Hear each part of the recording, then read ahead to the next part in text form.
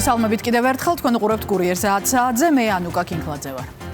49.9% ფაშინიანის პარტია, სომხეთში ბიულეტენების 99% უკვე დათვლილია.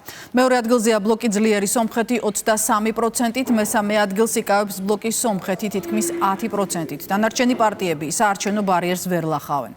სამოქალაქო შეთანხმების ლიდერმა ქვეყნის პრემიერ-მინისტრმა საპარლამენტო არჩევნებში მისი პარტიის გამარჯვება გვიან ღამითვე გამოაცხადა. პარტიის ოფისში გამართულ პრესკონფერენციაზე ნიკოლ ფაშინიანმა არჩევნებში მონაწილე მოქალაქეებს მადლობა გადაუხადა და განაცხადა, რომ მისი პარტია მთავრობას დამოუკიდებლად ჩამოაყალიბებს.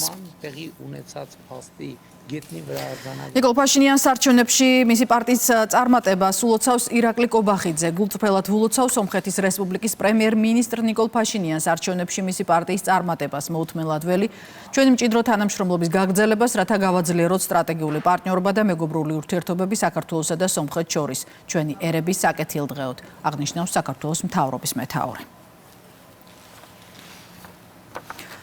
გვიან ღამით გამართულ ბრიფინგზე სომხეთის პრემიერ-მინისტრმა საქართველოსთან დაკავშირებით დასმულ შეკითხვასაც უპასუხა. ჟურნალისტი დაინტერესდა თუ როგორ შეიძლება სომხეთის არჩევნებმა გავლენა მოახდინოს საქართველოსა და ევროკავშირს, საქართველოსა და შეერთებულ შტატებს შორის ურთიერთობებზე. ფაშინიანმა საქართველოსა და დასავლეთ შორის ურთიერთობების მოგვარების იმედი გამოთქვა და ხაზი გაუსვა ორ ქვეყანას შორის სტრატეგიული პარტნიორების უწყვეტად გაგრძელებას. დაინტერესებულები ვართ ევროკავშირსა და საქართველოს, ამერიკის შეერთებულ შტატებსა და საქართველოს შორის შერიგებით და ის ჩვენი პოზიცია. თუმცა გარდა ამისა, რა თქმა უნდა, ჩვენი თანამშრომლობა და ურთიერთობები საქართველოსთან განუწყვეტლივ განვითარდება. ეს ჩვენი მოძმე ქვეყანაა და ჩვენ სტრატეგიული პარტნიორობა გვაქვს და ეს გარეშეა, რომ ჩვენ გავაგრძელებთ ჩვენი ურთიერთობების განვითარებას. სომხეთში საარჩევნო დარღვევებზე მასშტაბური გამოძიება მიმდინარეობს. ქვეყნის საგამოძიებო კომიტეტმა სისხლის სამართლის 59 საქმე აღძრა, მათ შორის სხვის ნაცვლად ხმის მიცემის, საიდუმლოების დარღვევისა და ყალბი ტერორისტული მუქარების ფაქტებზე. ამ დროისთვის დაკავებულია 9 პირი. პარალელურად ანტიკორუფციულმა სამსახურმა ამომრჩევლის მოსყიდვის ქსემები გამოავლინა, სადაც ფიგურირებს მილიონობით დრამის ქრთამი და რუსეთში მსჯავრდებულთა გათავისუფლების დაპირება კარაპეტიანის პარტიის წარმომადგენლების მხრიდან. აღნიშნულ საქმეებზე კიდევ რამდენიმე ადამიანია აყვანილი. ნაციონალური მოძრაობის ყოფილ და მოქმედ წევრებს შორის დაპირისპირება ამ დრომდე გრძელდება. ნაცმოძრაობა ყოფილ თანამოაზრეებს მიხეილ სააკაშვილის ფაქტორს კიდევ ერთხელ ახსენებს და საერთო ინტერესების დაცვისკენ მოუწოდებს. პროცესებს ეხმიანებიან გახარიას გუნჩიც. ოპოზიციური დაპირისპირება სოციალურ ქსელში გუშინაც გამწვავდა. წითლიძემ გვარამია პარტიის ძარცვაში დაადანაშაულა, რასაც ჩერგოლეიშვილის მხრიდან წითლიძის მისამართით წვავ შეურაცხყოფა და კრიტიკა მოყვა. იმ პოლიტიკური ორგანიზაციებიდან, თუნდაც ოპოზიციაში, ხო, საიდანაც პრეზიდენტ სააკაშვილს აკრიტიკებენ და სამწუხაროდ ზოგჯერ წითელი ხაზების დაუცველადაც კი ვერც პოლიტიკური წონით, ვერც პოლიტიკური მასშტაბით და ვერც გაკეთებული საქმეებით მასთან უბრალოდ ვერავინ ახლოსაც ვერ მივა. ამიტომ სჯობს საერთო საქმესთვის სხვათა შორის, რომ ფოკუსი გავასწოროთ. საქართველოს მოქალაქეებს ბევრად უფრო მნიშვნელოვანი გამოწვევები აქვთ, ვიდრე ის, რასაც ყვეს გვარამია სააკაშვილს, ჩერგოლეიშვილი გვარამიას და სააკაშვილს, ხო? თუმცა ერთი რამე ძალიან მალე გახდება თავად ნაცმოძრაობის ამომრჩევლისთვისაც ნაცელი, რომ 2018 წლის არჩევნების შემდეგ ნაცმოძრაობა როგორ ეხმარება ოცნებას არჩევნებში, ეს თავად ნაცების ამომრჩევლისთვისაც ძალიან მალე გახდება ნათელი. ოპოზიციურ დაპირისპირებას მართველი გუნდიც ეხმიანება. ქართულ ოცნებაში აცხადებენ, რომ ნაციონალურმა მოძრაობამ პოლიტიკური რესურსი საბოლოოდ ამოწურა. მათივე შეფასებით, ცალკეული ოპოზიციონერების მცდელობის მიუხედავად, ისინი მაინც სააკაშვილის ჭრდილის ქვეშ რჩებიან და გარე ძალების დაკვეთით მოქმედებენ. სააკაშვილის ფიგურის წინააღმდეგ ძალიან ბევრია.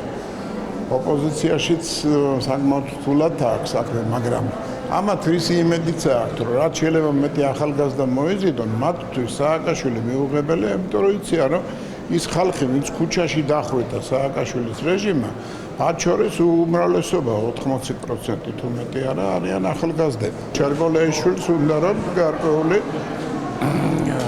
ნიშა ქონდეს თავისი საკუთარი, სულ უნდოდა მაგრამ წარმატება ნაკლებად ჰქონდა ამასთან დაკავშირებით. პოლიტიკურ განულებამდე რადიკალურ ოპოზიციას არაფერი უკლია, ისინი პრაქტიკულად ერთმანეთზე არიან გადამტერებული და ყველაფერს აკეთებენ იმისთვის, რომ საკუთარი რეალური ნეგატიური სახე კიდევ ერთხელ საზოგადოებას მკაფიოდ დაანახონ. იბრძვიან პირველობისთვის იქ, სადაც აბსოლუტურად არანაირი მნიშვნელობა არ აქვს, ვინ არის პირველი და ვინ არის მეორე, რამე თუ ეს რადიკალური პოლიტიკური ძალა არაფრის გამკეთებელი და არაფერი რეალური შედეგის მომტანი არ არის.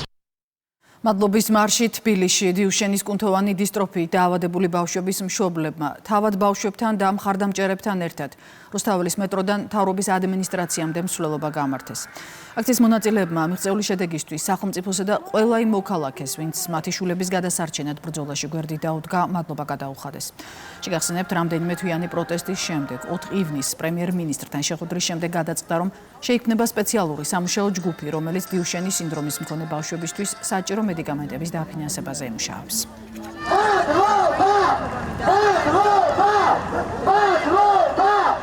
სულას იდეაზე ქონდა. იმიტომ რომ ეხლა გავიმარჯვეთ ბოლო ჯამში, სუნჯეროდა რომ გავიმარჯვებდით. წმენა არასდროს არ დამიკარგავს. და იმედი. ღვთისწყალობით ყველაფერი გამოვიდა. მადლობა ყველას. შეგროვდა თანხა, გაერთიანდა საზოგადოება, ერი. ერთიანი სოლიდარობით მიღწეული იქნა შეთანხმება და გადაწყდა ბატონ პრემიერთან შეხვედრის შემდეგ, რომ მედიკამენტები უახლოეს პერიოდში იქნება მიღებული. ეს მედიკამენტები ეხება 2 მედიკამენტს, სადაც ბავშვების საუკეთესო ინტერესებიდან გამომდინარე, დაავადების მიმდინარეობიდან გამომდინარე, მაქსიმალურად ყველა ბავშვზე იქნება ეს მედიკამენტები მორგებული. დიდი მადლობა ყველას, ვინც მიიღო გადაწყვეტილება ამ დიდ საქმეში, ბატონ პრემიერს, მთავრობას, ბატონ ბიძინა ივანიშვილს, რა თქმა უნდა, იმიტომ ჩვენ ღია წერილი გავაგზავნეთ და ასევე პატრიარქსაც ჩვენ ვფიქრობთ, რომ ყველა ამ ადამიანებმა დიდი წვლილი შეიტანა გადაწყვეტილების მიღებაში. ყველას ქონდა ის აზრი, რომ ბავშვების სიცოცხლე უნდა გადარჩეს. ამიტომ საბოლოო ჯამში მთელი საზოგადოება დადგა ფეხზე და ამ ერთიანობამ გაიმარჯვა ამ ბრძოლაში. მადლობა ქართველ ხალხს. მომავალი კვირიდან ჩვენ უკვე ვიწყებთ სამუშაო რეჟიმში მუშაობას ხელისუფლებასთან. ხელისუფლება ჩვენთან არის სამუშაო რეჟიმში. ჩვენ გვაქვს ერთი მიზანი. ჩვენი მიზანი არის ბავშვების გადარჩენა. ჟიომესამეს პირველი საყოველთაო ნათლობა კათოლიკოს პატრიარქმა დღის ბოლოს მის მიერ ახლად მონათლული ბავშვები დალოცა და შეკრებილებს ქადაგებით მიმართა. ჟიომესამემ ყურადღება ნათლისღების მნიშვნელობაზე გაამახვილა. გუშინ 700-მდე ბავშვი მოინათლა. საყოველთაო ნათლობის ტრადიცია დემოგრაფიული მდგომარეობის გასაუმჯობესებლად ილია მეორემ 2008 წელს წამოიწყო. პატრიარქის ნათლულთა რაოდენობამ ჯამში 50,000 გადააჭარბა. თუ ადამიანი ინათლება მსმენით, სინანულით, ნათლობის შემდეგ გზნობს ხოლმე ენით გამოუთქმელ არამიწიერ ნეტარებას.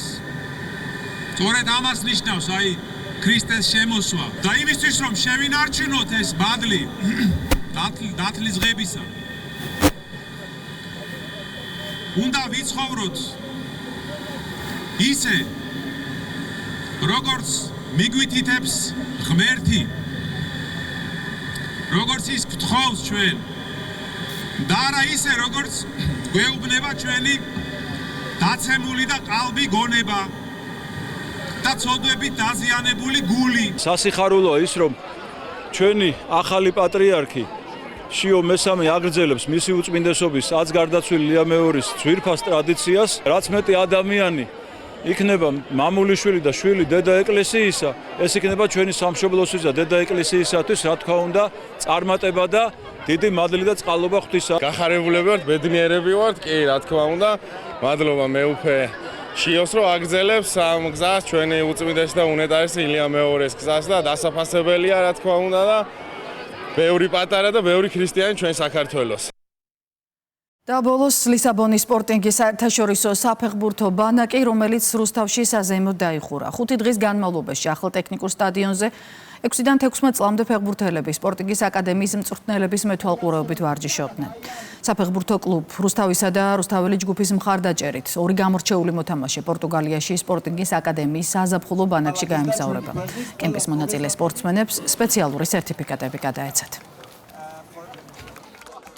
Დასრულდა 5 დღიანი საერთაშორისო კამპი, სპორტინგის კამპი, რომელიც საქართველოში და რუსთავში პირველად გაიმართა. აქ ჰქონდათ შესაძლებლობა დაახლოებით 70-მდე ახალგაზრდას და მოზარდს რომ მიეღო მონაწილეობა და მათ შორის სპორტინგის მწვრთნელებთან ერთად დაასწრებოდნენ მასტერ-კლასებს ფეხბურთში. ძალიან ბედნიერები ვართ, რომ ამდენი გახარებული ბავშვის სახეები ვიხილეთ. არაჩვეულებრივი საბეჭდილებები გაგვიზიარეს ბავშვებმა და უკავშირი. ამ კემპმა ნათლად დაგვანახა თუ რაოდენ მნიშვნელოვანი არის ესეთი საერთაშორისო სტანდარტების გამოცდილების შემოტანა საქართველოში. კურიერი 10 საათზე ამით დასრულებულია. დღის ახალი ამბების ნახვა ვრცლად ჩვენს ვებგვერდზე შეგიძლიათ.